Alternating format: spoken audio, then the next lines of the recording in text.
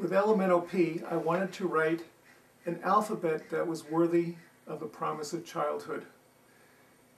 Children are little artists, and they enjoy learning through play and through imagination. And so, along with the rhythms and the rhymes of the poems, there are story elements and images which children can follow along as if on a voyage through the alphabet. They enjoy seeing the uniqueness of each letter and finding the image that is contained in the illustrations, which were so beautifully done by Bruce Bischoff. For teachers and parents, I've tried to provide a path to follow, an artistic path from which they can draw many varied academic lessons, but in an artistic way, one that inspires them to really enjoy teaching and inspires, in turn, the children to enjoy learning. I'd like to give you some examples of activities that can be drawn from each poem. Anna is sitting on the sofa. The sky outside is dark, but it is awash with stars. Adam is sprawled on the carpet, playing a game. All at once, Anna feels herself drawn outside by something. She calls, "Adam, Adam, come." They look up. One star is ablaze. Anna feels herself reaching up to the star and saying softly, "Ah, radiant star, far, far away, I have in my heart a warm place where you stay." For days, Anna carries the feeling of this experience with her, and all of nature begins to speak to her in a different way. And she finds that the words that she uttered have become a song, and she sings. Ah, radiant star, far, far away, I have in my heart a warm place where you stay. A is in air, the water of lakes, in apple and apricot pies that we bake. Through April and August, autumn to May, we gather the harvest of nature's array. To look at the poem itself, you might ask, which months did Anna say in the poem which start with the sounds of A? That, of course, would be August and April. A discussion can follow, and out of the discussion, one can start to see the range of sounds that A makes. It doesn't have to go through all of the sounds, but just to give a sense that A is a very, very flexible vowel to begin with. So I suggest having the children say ah, and to feel ah in their throat, and then to say aw, and then to say ah, and then to say a. And then you can play a little game with them. It goes like this. Ah, ah, I see a star. It's very far. My mother drives a car.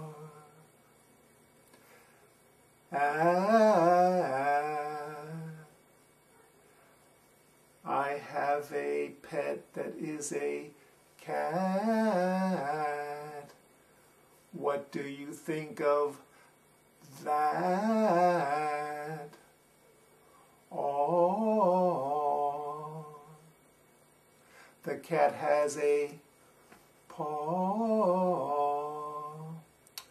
Oh, don't trip, you might fall. A. I can't hear you. What did you say? Nice to meet you. What is your name? That leads us into the game of which is it?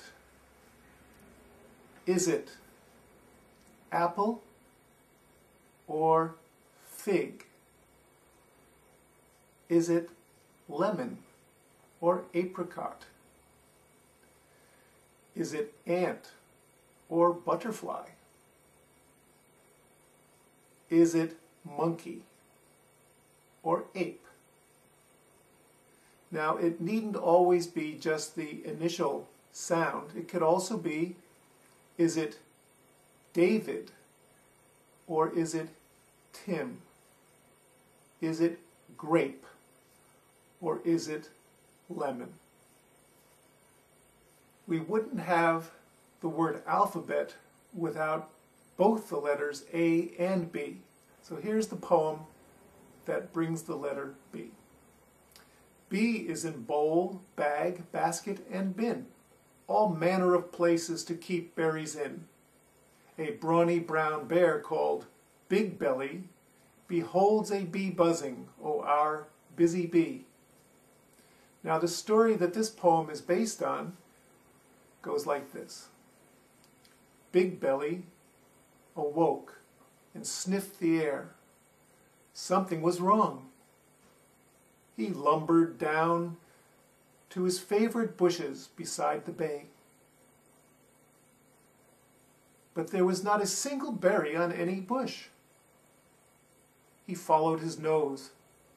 There were bowls of berries, bags of berries, baskets of berries, and even bins full of berries. And Big Belly gorged himself with berries until he was quite full, and then he knocked over the bowls, he knocked over the bags, he knocked over the baskets, and he knocked over the bins. And then he lumbered back to where he had come from. Meanwhile, the boys who had boated over to Blueberry Island returned. Imagine what they were thinking when they saw what they saw. Isn't it amazing that so many kinds of containers begin with the sound of B? Bowl, bag, basket, bin, bucket, box, a bubble, a balloon, even a belly. And that's just to name a few. So with the children, you can explore this question and begin to pique their interest in just the quality of language and the gesture of the sounds and the letters.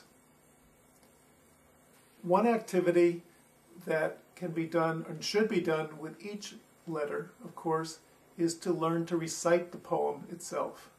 And this would be done responsively at first, saying one or two lines and then having the children repeat after until it's learned well enough that it can be done in unison and even have the children recite it by themselves.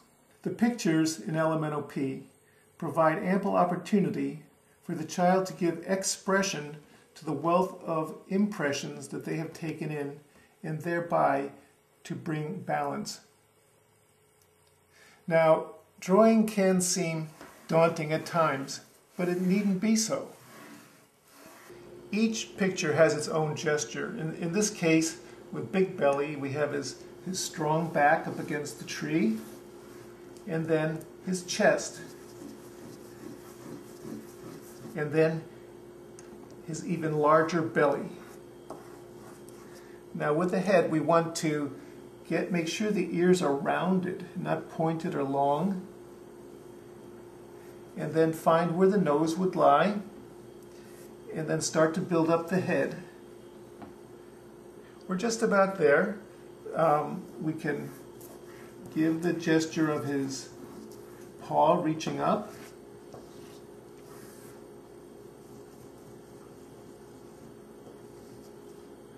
And then his hind paws on the ground here.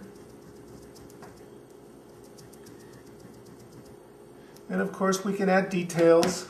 We can add the tree over here in the sky, but that's basically it. And the main thing is that we've done it. With each letter, there are stories and activities galore. And I hope that you have as much fun working with them as I have had myself.